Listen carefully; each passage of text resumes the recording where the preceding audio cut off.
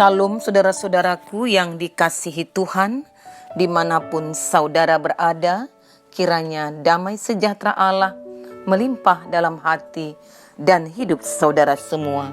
Sebelum kita mendengarkan firman Tuhan, marilah berdoa. Ya Tuhan Bapa yang baik, Allah pencipta langit dan bumi, kami mengucap syukur hanya kepadamu yang memungkinkan kami kembali untuk mendengarkan firman-Mu. Roh Kudus-Mu kiranya menolong kami untuk dapat mengerti akan firman-Mu. Demi nama Yesus, amin. Firman Tuhan dari Mazmur 147 ayat 1-11. Kekuasaan dan kemurahan Tuhan, haleluya. Sungguh bermazmur bagi Allah, kita itu baik, bahkan indah dan layaklah memuji-muji itu.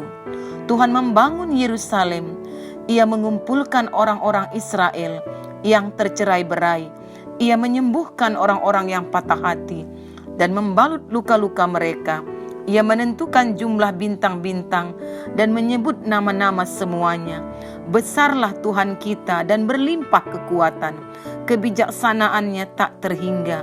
Tuhan menegakkan kembali orang-orang yang tertindas, tetapi merendahkan orang-orang fasik sampai ke bumi. Bernyanyilah bagi Tuhan dengan nyanyian syukur. Bermazmurlah bagi Allah kita dengan kecapi. Dia yang menutupi langit dengan awan-awan, yang menyediakan hujan bagi bumi, yang membuat gunung-gunung menumbuhkan rumput. Dia yang memberi makanan kepada hewan, kepada anak-anak burung gagak, yang memanggil-manggil. Ia tidak suka kepada kegagahan kuda, ia tidak senang kepada kaki laki-laki. Tuhan senang kepada orang-orang yang takut akan Dia, kepada orang-orang yang berharap akan kasih setianya. Tema kita, Ia menyembuhkan hati yang patah. Saudara-saudaraku yang dikasihi Tuhan, Mazmur yang baru saja kita dengarkan ini adalah mazmur ajakan untuk memuji Tuhan atas kuasa dan pemeliharaannya dalam kehidupan umatnya. Renungan kita dalam ibadah akan mengajak kita merefleksikan kembali akan kualitas dan kuantitas kehidupan pujian kita kepada Allah. Adapun mazmur ini, kalau kita dalami lebih dalam, terdapat bagian pertama menyangkut pujian kepada Tuhan, dikumandangkan karena Dialah yang telah membangun kembali Yerusalem serta mengumpulkan umatnya yang tercerai-berai oleh karena pembuangan. Segala sakit hati umat yang tertindas oleh musuh telah dihapus. Sebaliknya para musuh sudah dikalahkan. Di tengah bagian ini, pujian diarahkan pada karya penciptaannya. Penggabungan dua motif ini mungkin dimaksudkan untuk menunjukkan bahwa Sang Penebus Israel tidak lain ialah Sang Halik alam semesta. Dialah satu-satunya Allah yang mengatasi segala ilah lain yang disembah bangsa-bangsa. Dan bagian yang kedua yang dapat kita gali dari mazmur ini adalah fokus pada karya Allah sebagai pemberi hidup bagi segala makhluk, termasuk manusia. Terutama kepada manusia yang diciptakan unik karena bisa merespon karyanya secara pribadi. Allah menghendaki kesetiaan dan ketergantungan kita penuh kepadanya. Saudara-saudaraku, bagian yang ketiga kembali pada motif pertama, yaitu karyanya atas pemulihan Yerusalem pasca pembuangan. Kali ini motif penciptaan terutama diarahkan pada pemeliharaannya. Sang penebus ialah sang pemelihara umatnya.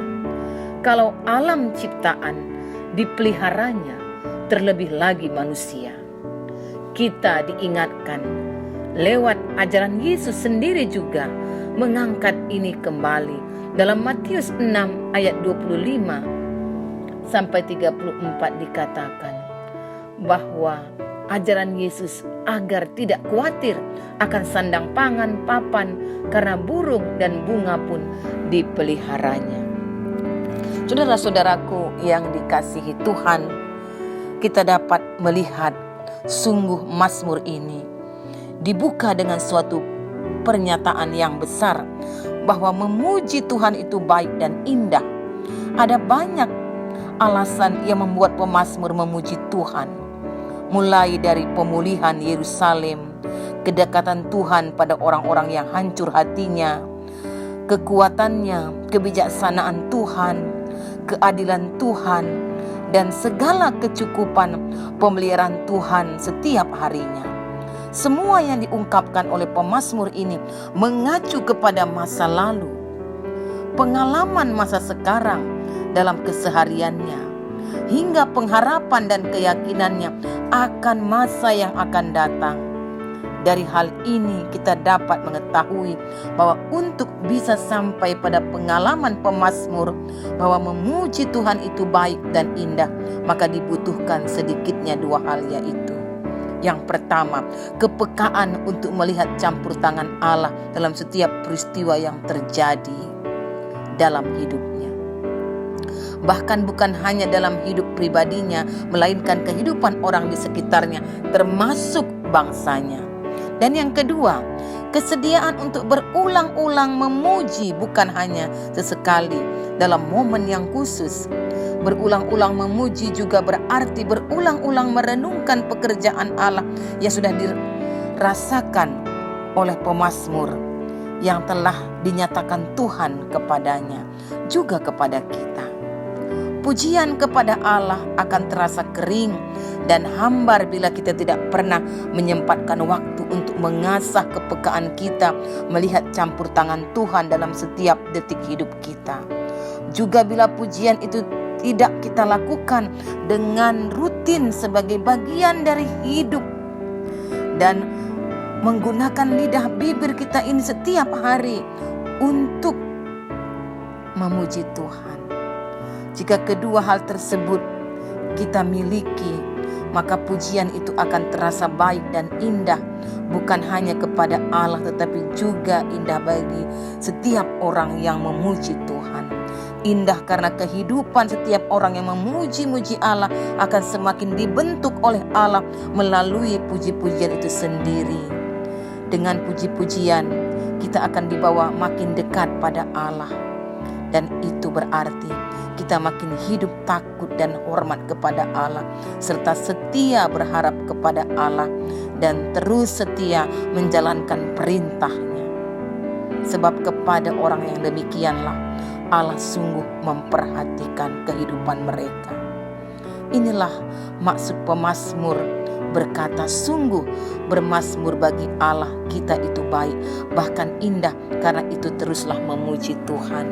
Jadi saudara-saudaraku, pujian kita yang naik bukan hanya pada saat-saat kita beribadah, bukan saat pada seperti ibadah Natal, puji-pujian melantun dengan indah, begitu indah, begitu banyak kita naikkan. Tetapi biarlah kita memuji Tuhan, karena kita patut memuji Dia karena begitu baiknya Tuhan kepada kita, yang telah menyatakan kasih dan bentuk pemeliharaannya kepada kehidupan kita di setiap musim hidup kita. Bahwa Allah terus menolong, memperhatikan kita, dan tidak pernah membiarkan hidup kita ini berjalan sendiri. Terlebih ketika kita mengatasi kesulitan, kesusahan, penderitaan, bahkan ketika kita ada dalam hati yang hancur, hati yang patah, hati yang remuk, Tuhan ada di sisi kita, siap menopang kita. Tema kita, Ia menyembuhkan hati yang patah. Apa yang kita renungkan dari tema ini? Menyangkut Natal yang kita peringati. Bahwa saudara-saudaraku yang dikasihi Tuhan, peristiwa Natal mengingatkan kita bahwa Tuhan itu kadang-kadang bekerja tidak seperti yang kita harapkan, tidak sesuai dengan alur pemikiran dan keinginan kita. Tidak jarang menempatkan kita pada posisi yang tidak menyenangkan, bahkan sungguh sangat memberatkan hidup kita. Kita mengalami hati yang hancur, yang remuk, yang pedih, yang luka. Bayangkan betapa sulitnya posisi Maria saat ia harus mengandung sebelum menikah. Bayangkan betapa sulitnya posisi Yusuf ketika ia mendapati Maria, kekasihnya, sudah mengandung dan ia tahu persis bukan karena dia. Ini kadang-kadang terjadi dalam kehidupan kita. Ada saja segi-segi yang tragis dalam hidup kita. Kesehatan kita tidak selalu baik. Usaha pekerjaan kita tidak selalu sukses. Kita sudah berusaha keras menjaga kesehatan kita, masih juga sakit. Dan kita sudah berobat tapi juga belum kunjung sembuh. Kita sudah berusaha keras, bekerja dengan tekun dan jujur, tapi juga malah ditipu orang. Atau tetap saja belum berhasil. Kita diingatkan bahwa itulah dimensi lain dari kehidupan kita. Dimensinya yang tidak selalu dramatis, yang tidak selalu romantis, dan tidak selalu spektakuler. Dimensinya yang juga kadang tragis. Dalam ibadah ini kita dihiburkan oleh firman Tuhan yang memberikan harapan, semangat untuk kita bahwa Tuhan hadir bersama kita untuk menopang kita saat-saat kita melewati hari-hari yang sulit itu. Untuk itu, biarlah kita juga seperti Yusuf dan Maria. Sekalipun hati mereka hancur, hati mereka remuk, bahkan hati mereka juga bingung dalam menghadapi semua itu. Untuk mengerjakan karya keselamatan Allah, dalam memakai mereka sebagai alat Tuhan. Tuhan ingin mereka hidup taat, memenuhi panggilan Tuhan dalam mengerjakan tugas itu. Karena kepada orang yang taatlah, yang setialah melakukan perintah Tuhan. Sekalipun itu sulit, sekalipun itu membuat mereka hancur, tapi Tuhan pasti akan memberikan penghiburan, bahkan memberikan sukacita.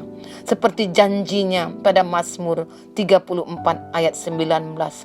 Tuhan itu dekat kepada orang-orang yang patah hati dan ia menyelamatkan orang-orang yang remuk jiwanya. Saudara-saudaraku, kita diingatkan tentang bagaimana sikap kita yang terbaik ketika kita menghadapi kenyataan kehidupan yang tidak sejalan dengan apa yang kita inginkan.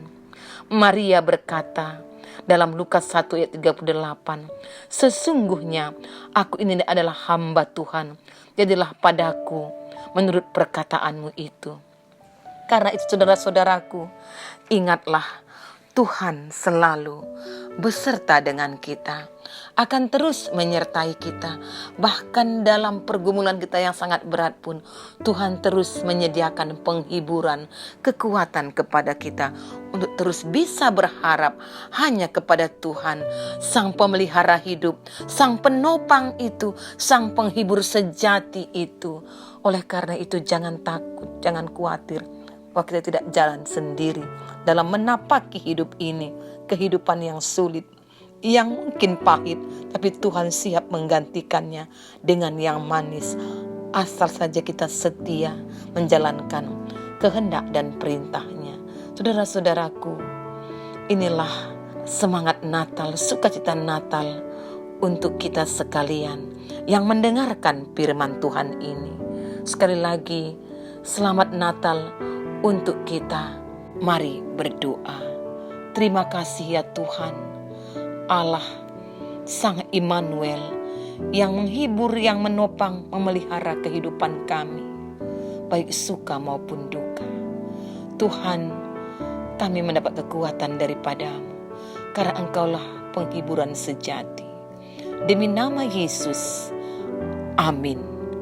Shalom saudara-saudaraku, Tuhan Yesus memberkati.